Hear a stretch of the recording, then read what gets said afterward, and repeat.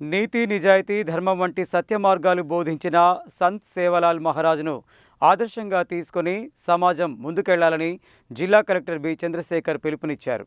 సంత్ సేవలాల్ మహారాజ్ లంబాడా గిరిజన జాతిలోని మూఢనమ్మకాలను పారద్రోలి వారి అభ్యున్నతి కోసం కృషి చేశారన్నారు. సంత్ సేవలాల్ మహారాజ్ 287వ జయంతిని పురస్కరించుకుని సోమవారం నల్గొండ జిల్లా కేంద్రంలోని క్లాక్ టవర్ చౌరస్తాలో నిర్వహించిన సంత్ సేవలాల్ జయంతి ఉత్సవాలకు ఆయన ముఖ్య అతిథిగా హాజరయ్యారు. ఈ సందర్భంగా జిల్లా కలెక్టర్ మాట్లాడుతూ సంత్ సేవలాల్ మహారాజ్ స్ఫూర్తితో రూపొందించిన రాజ్యాంగం, హక్కులు, ప్రభుత్వ పథకాలను పేద నిమ్న వర్గాలకు అందించేందుకు ప్రభుత్వం ముందుంటుందని తెలిపారు.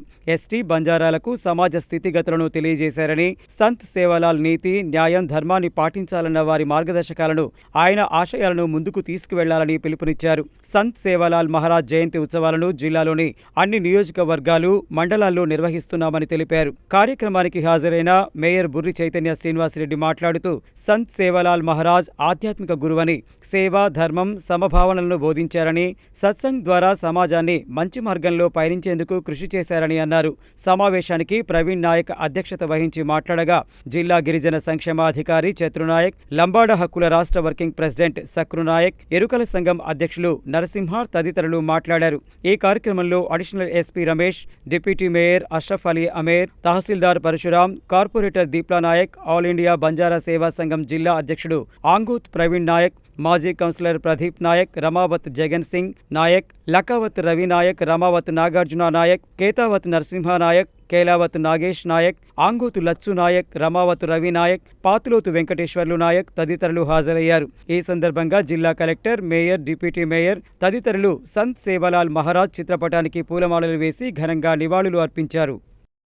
అలాగే వేదిక ముందున్నటువంటి కమిటీ సభ్యులకి, సంత్ సేవలాల్ మహారాజ్ గారి వారి యొక్క శిష్యులకి, అందరికీ విద్యార్థులకి అందరికీ కూడా ప్రింట్ అండ్ ఎలక్ట్రానిక్ మీడియా పేరు పేరున నమస్కారాలు తెలియజేసుకుంటున్నాను. సో ఇప్పుడు వేదిక మీద ఉన్నటువంటి వక్తలందరూ కూడా సంత్ సేవలాల్ గారి జయంతి సందర్భంగా మాట్లాడడం జరిగింది. సో ప్రభుత్వము అధికారికంగా నిర్వహించినటువంటి ఈ కార్యక్రమము సో దీంట్లో సంత్ సేవలాల్ గారి యొక్క ప్రోగ్రామ్స్ అన్నీ కూడా కాన్స్టిట్యున్సీ వైజ్గా కూడా, అట్లాగే మండల వైజ్గా, గ్రామాల వైజ్గా కూడా జరుపుకోవడం జరుగుతుంది. సో సంత్ సేవలాల్ గారి మహారాజ్ గారి ముఖ్యంగా వారి యొక్క నీతి మరియు నిజాయితీగా ఉండాలి అనే ఏదైతే సూత్రం ఉందో మనము ఇప్పుడున్నటువంటి సమాజానికి అత్యవసరము. అట్లాగే ధర్మాన్ని పాటించాలని ఏదైతే తను సూచన చేయడం జరిగింది, అండ్ ఆచరణ కూడా పెట్టడం జరిగిందో అదందరికీ కూడా మనకు మార్గదర్శనం. అదే కాకుండా తను ఎంతో తన కమ్యూనిటీ, ఎస్టీ కమ్యూనిటీకి, బంజారా కమ్యూనిటీకి సంబంధించినటువంటి దాంట్లో అనేక రకమైనటువంటి అప్పుడున్నటువంటి సమాజ స్థితిగతులను అధ్యయనం చేసుకుంటూ వారిని అందరినీ కూడా ఈ సూపర్స్టిషన్స్ నుంచి, మూఢనమ్మకాల నుంచి పాల్గొనే విధంగా వారి యొక్క సేవలు అనేది మరవలేనివి. 287వ సంవత్సరం జయంతి ఉత్సవాల్లో భాగంగా ఈరోజు నన్ను ఇన్వైట్ చేసినందుకు చాలా సంతోషంగా ఉంది. అట్లాగే ఈ కమిటీ సభ్యులందరికీ కూడా ధన్యవాదాలు తెలియజేస్తున్నాను. సంత్ సేవలాల్ మహారాజ్ బంజారా సమాజానికి ఆధ్యాత్మిక గురువు మరియు మహానుభావుడు. ఆయన 18వ శతాబ్దంలో జీవించి బంజారా సమాజంలో నీతి, ధర్మం, సత్యం వంటి విలువలను ప్రోత్సహించారు. సమాజంలో ఐక్యత, సోదరభావం, పరస్పర గౌరవం అవసరమని ఉపదేశించారు.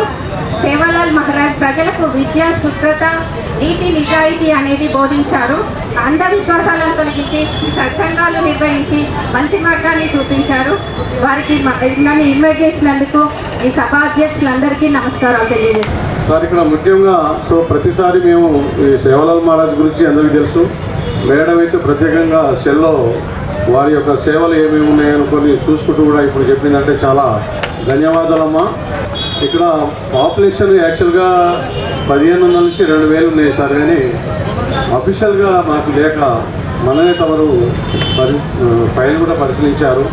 ఓన్లీ 20,000 మాకు జిల్లా హెడ్ క్వార్టర్కి వస్తున్నాయి సార్. దయచేసి గతంలో కూడా చెప్పాము చాలాసార్లు, అది సిపిఓని పిలిచి ప్రపోజ్ చేసి యాజ్ పర్ నామ్స్ ప్రకారం వస్తే కొంత బాగుంటుంది.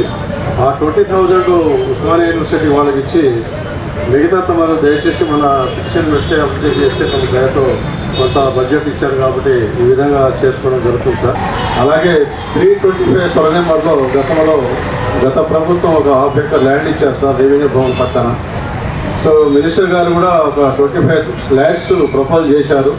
లాస్ట్లో అందరికి ఇచ్చుకుంటా ఉంటే బడ్జెట్ కొంచెం తక్కువ పడ్డది కాబట్టి మళ్ళీ మన పిఏ గారికి తమరు మొన్న అక్కడ మినిస్టర్ గారు వచ్చినప్పుడు కూడా కొంతమంది కలుద్దాం అనుకుంటే మినిస్టర్ గారిని కూడా కలిసాం సార్. కలిస్తే ఫస్ట్ టైం ఒక 10, సెకండ్ టైం ఒక 10 ఇస్తామని కూడా చెప్పారు. ఎమ్మెల్సీ శంకర్ నాయక్ కూడా ఒక 25 lakhs ఇస్తామన్నారు. బిప్లబ్ సుఖదేవ్ కూడా ఇస్తామన్నారు సార్. ఇది జిల్లా హెడ్ క్వార్టర్ కాదు, తెలంగాణ స్టేట్తో మాకు సేవలాల్ మహారాజ్ అనేది ఒకటి ఉంది కాబట్టి ఆ ప్రతిపాదన పంపించి దయచేసి మాకు అక్కడ ఒక బిల్డింగ్ కట్టిస్తే మేము ఇప్పుడు దేవకుండా తమ ఎప్పుడు చూడండి సార్, చాలా పెద్ద బిల్డింగ్ కట్టుకున్నారు. సో ఇక్కడ ఎస్టీస్ లేరు కాబట్టి అనుకుంటున్నాను, కానీ జిల్లా హెడ్ క్వార్టర్ కాబట్టి ఎవరికైనా అవసరమేది. సో ఈ ప్రతిపాదన పంపించేసి మేడం ప్రత్యేక రిక్వెస్ట్ చేస్తున్నామమ్మా, ధన్యవాదాలు చెప్తున్నాను.